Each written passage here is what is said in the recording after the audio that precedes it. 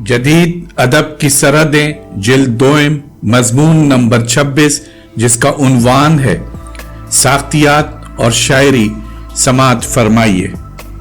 روس کے انقلاب سے 1-2 برس پہلے روس میں ایک تحریک کا آغاز ہوا جسے حیت پرستی کی تحریک کہتے ہیں، لیکن یہ تحریک سیاسی حالات کی وجہ سے بہت جلد ختم ہو گئی۔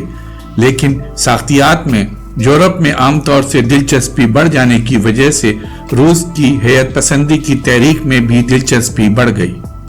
حیت پسندی کے ماہرین کو بھی اس مسئلے سے دلچسپی تھی کہ شاعری کی زبان اور عام زبان میں کیا فرق ہوتا ہے۔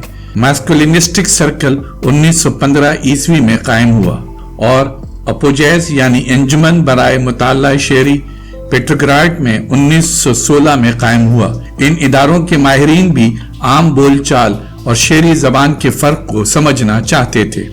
یہ بات تو سب پر واضح ہے کہ عام زبان بول چال میں کام آتی ہے اور عام لوگوں کے خیالات کو ایک دوسرے تک پہنچاتی ہے، اور ادبی زبان بول چال کی زبان نہیں ہوتی بلکہ عام مشاہدے کی چیزوں کو ذرا سے مختلف انداز سے دکھاتی ہے۔ روسی حیت پسندوں کا خیال تھا کہ جو چیز ادبی زبان کو عام زبان سے مختلف بناتی ہے اس کا بنا ہونا ہے۔ یہ خصوصیت ہمارے یہاں غالب، اقبال اور نون مین راشد کے کلام میں نمایاں طور سے نظر آتی ہیں۔ اس کی کچھ مثالیں ذیل میں دی جاتی ہیں، مثلاً قیامت کشتہ لالے بتاں کا خواب سنگین ہے، غالب خودی ہو علم سے محکم تو غیرت جبریل، اگر ہو عشق سے محکم تو سور اسرافیل، اقبال نیند آغاز زمستہ کے پرندے کی طرح، خوف دل میں کسی موہم شکاری کا لیے، اپنے پر تولتی ہے چیختی ہے بے قرار رات کے سناٹے میں، نون مین راشد۔ ان تمام مصروں کا بنا ہوا اسلوب بہت نمایاں ہے۔ حیت پسندوں کا خیال تھا کہ شاعری ادبی زبان کا بہترین نمونہ ہوتی ہے۔ روسی حیت پسندوں کا یہ قول آج تک مشہور ہے کہ شاعری زبان کے ساتھ نپا تلا تشدد رکھتی ہے تاکہ ہماری توجہ اپنی طرف مبذول کر سکے۔ اب شاعری کے بنے ہوئے ہونے کی مثالیں ملاحظہ کیجیے۔ مت پوچھ کس طرح سے کٹی رات ہجر کی، ہر نالہ میری جان کو تیغے کشیدہ تھا، میر۔ یہ توہم کا کارخانہ ہے یا وہی ہے جو اعتبار کیا، میر۔ روسی حیت پسندوں کا خیال تھا کہ ادب کا نامانوس ہونا ضروری ہے۔ جو ادب پڑھنے والے کو اجنبی نہ لگے وہ ادب کیسے ہو سکتا ہے؟ یہی نامانوسیت ادب کی جان ہے۔ ہوں گرمی نشاط تصور سے نغمہ سنج، میں اندلیب گلشن نہ آفریدہ ہوں۔ اس شعر کی ہزاروں خوبیوں سے الگ اس کی ایک نامانوسیت بھی ہے جس کی دلکشی نے اس کے حسن کو اور بڑھا دیا ہے۔ روس کے حیت پسندوں کا خیال تھا کہ ادب کے سلسلے میں اجنبیانے ڈی فریملائزیشن کا عمل ہی سب سے زیادہ اہمیت رکھتا ہے۔ خاص طور پر شکلفسکی کا خیال تھا کہ روزمرہ کی زندگی روٹین کا شکار ہوتی ہے، اس میں کوئی نیا پن، ندرت اور تازگی باقی نہیں رہتی۔ شاعری یا ادب کا کام دراصل یہ ہے کہ وہ ہمیں روزمرہ کی زندگی کی بے کیفی سے نجات دلائے۔ ہم اپنی زندگی میں جس نئے پن کے احساس سے محروم ہو گئے ہیں وہ نیا پن ہمیں واپس دلائے اور وہ تازگی ہمیں نئے سرے سے مل جائے جو ہم نے روزمرہ کی زندگی میں کھو دی ہے۔ آرٹ دوبارہ ہمیں اس تازگی سے ملا دیتا ہے جو ہم صرف خواب ہی میں دوبارہ حاصل کر سکتے ہیں۔ یہ آرٹ کا عمل ہے، انسانی شعور کا واقعاتی تجربہ نہیں ہے جو فطرت کی تازگی اور خواب ہی میں حاصل کر سکتے ہیں۔ ہم اس تجربے کی بازیافت آرٹ ہی کی صورت میں کر سکتے ہیں۔ آرٹ ہمارے تجربات کی تازگی کو دوبارہ اپنے گرفت میں لے لیتا ہے۔ تکنیک کس طرح آرٹ کو زندہ کر دیتی ہے یہ بتاتے ہوئے شکلسکی نے لکھا ہے، عادت اتنی بری چیز ہے کہ ہر نئے پن کے احساس کو مار دیتی ہے۔ کپڑے، فرنیچر، بیوی، بچے سب اس کی زد میں آ جاتے ہیں۔ بہت لوگ تو صرف لاشعوری طور پر زندہ رہتے ہیں، بے کیف، لیکن آرٹ زندگی کے احساس کو، زندگی کے کیف کو دوبارہ زندہ کرنے میں مدد دیتا ہے۔ पत्थर के पथरीलेपन को दोबारा महसूस करने में मदद देता है। आर्ट का मकसद ही ये है कि हमारे अंदर चीजों का वो एहसास दोबारा बेदार कर दे जैसा वो इस वक्त था जब हमने इन चीजों को पहली बार देखा था। आर्ट की टेक्निक ही ये है कि वो हमारे लिए चीजों को अजनबी और नामानूस बना दे, हैतों को इस तरह मुबहम कर दे कि हमें इनके इदराक में दिक्कत पेश आए और देर हो। आर्ट में इदराक का अमल ही इसका मकसद होता है, इसलिए इसको ज्यादा तवील होना चाहिए। आर्ट में तकमील का अमल ही अहम होता है, कोई तकमील शुदा चीज ही अपनी जगह अहम नहीं होती। आर्ट का मकसद ही ये है कि अशिया जिस तरह महसूस की जाती हैं उसी तरह महसूस कराई जाएं, इस तरह नहीं जिस तरह वो जानी जाती हैं। आर्ट की टेक्निक ये है कि वो चीजों को दोबारा अजनबी बना दे, फॉर्म में अशकाल पैदा कर दे ताकि महसूस करने और समझने के अमल में किसी तरह दिक्कत पैदा हो जाए और कुछ वक्त ज्यादा सर्फ हो। चूंकि महसूस करने का काम जमालियाती एहसास का काम होता है, उसको तूल देना जरूरी होता है। शुक्लस्की कहता है, साइंस के बरक्स जो हकीकत में तंजीम पैदा करती है, अदब हकीकत के तस्वुर को जिसके हम आदी होते हैं दरहम बरहम कर देता है और हकीकत के इन पहलुओं को बेनकाब कर देता है जो बिलउमूम हमारी नजरों से ओझल होते हैं। आर्ट जिंदगी की नामानूसियत को उजागर करने का नाम है।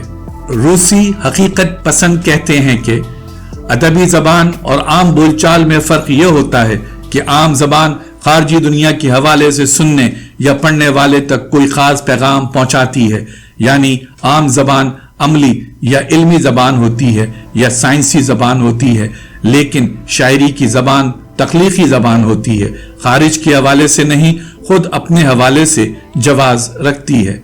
इसमें खुद मरकजियत होती है, कारी की तवज्जो को अपनी तरफ मुनअतिफ कराती है, यानी अदबी असनाफ की जानिब तवज्जो मबजूल करा देती है। ये अदबी औसाफ लफ्जों, आवाजों या कलमों के बाहमी रिश्तों से पैदा होते हैं। लिसानियात इन अदबी आवाजों और अदबी औसाफ का तज्जिया करती है। शेरी लिसानियात के उसूल व ज़वाबित ऐसे होते हैं जिनकी मदद से अदबियत के अनासिर की शनाख्त कायम की जा सकती है। पॉल वेलरी ने लिखा है कि अदब जबान की एक किस्म की तौसी है और जबान की कुछ खुसूसियात का इतलाक है।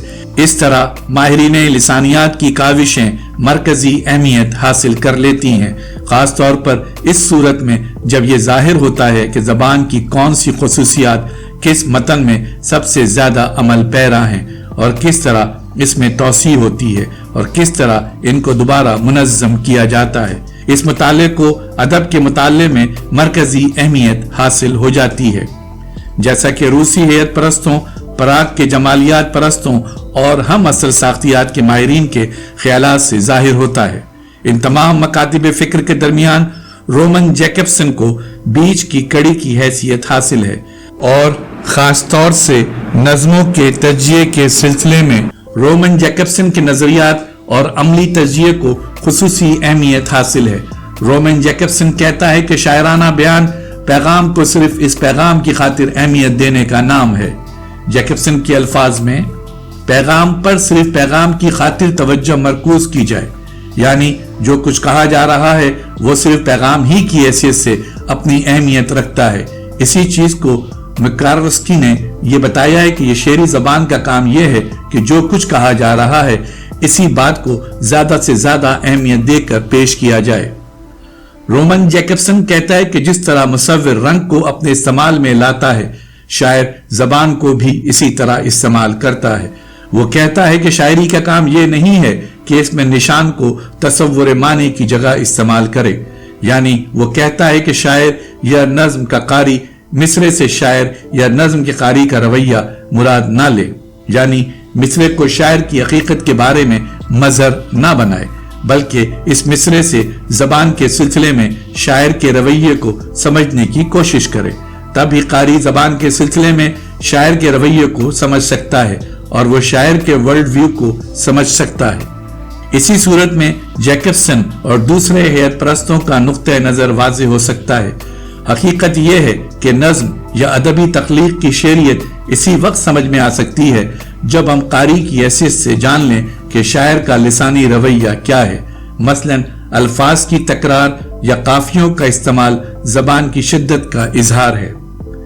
ادب بھی ہمیشہ ایک جدلیاتی عمل کا شکار رہتا ہے، ان معنوں میں کہ ہم ادب اسی کو کہتے ہیں جو ہمارے لیے چیزوں کو اجنبی بنا دے، اور جب کسی چیز سے ہم مانوس ہو جاتے ہیں تو اسے ترک کر دیتے ہیں، اور یہ سلسلہ برابر جاری رہتا ہے۔ ادب کی تاریخ اسی جدلیات کا شکار رہتی ہے۔ رومن جیکبسن نے شعری زبان کا تجزیہ کرتے ہوئے بتایا ہے کہ شاعری میں زبان کا جمالیاتی عنصر اس کے ترسیلی عنصر پر غالب آ جاتا ہے۔ شعری زبان میں لفظ خارجی حوالوں سے آزاد ہو جاتے ہیں اور لفظ معنی سے معنی پیدا کرنے کے ایک لامتناہی کھیل میں شریک ہو جاتے ہیں۔ شاعری میں معنی خیزی کا یہ عمل اپنی ایک منفرد حیثیت رکھتا ہے۔ حیت پسندوں کا یہ کہنا بڑی حد تک درست ہے کہ امیج ہو یا علامت یا استعارہ، اپنی جگہ خود ان کی موجودگی کافی نہیں ہے۔ ہمیں یہ دیکھنا چاہیے کہ کیا ان کا تخلیقی استعمال کیا گیا ہے، یعنی شعری اثر پیدا کرنے میں امیج یا علامت یا استعارے سے کیا کام لیا گیا ہے۔ حیت پرستوں کا یہ خیال ہے کہ شاعری لفظوں سے بنتی ہے، موضوعات سے نہیں۔ شعری زبان اپنے وجود کا احساس خود لاتی ہے۔ شعری زبان خود آگاہ اور خوش شناس ہوتی ہے۔ شعری زبان اپنے موضوع یا پیغام سے بلند ہو کر اپنا اظہار خود کرتی ہے۔ شعری زبان میں لفظ جذبہ یا خیال کی ترسیل کا ذریعہ نہیں رہتے، بلکہ خود ٹھوس حقیقت بن جاتے ہیں، یعنی لفظ صرف نشان نہیں رہتے بلکہ خود شے کا درجہ حاصل کر لیتے ہیں۔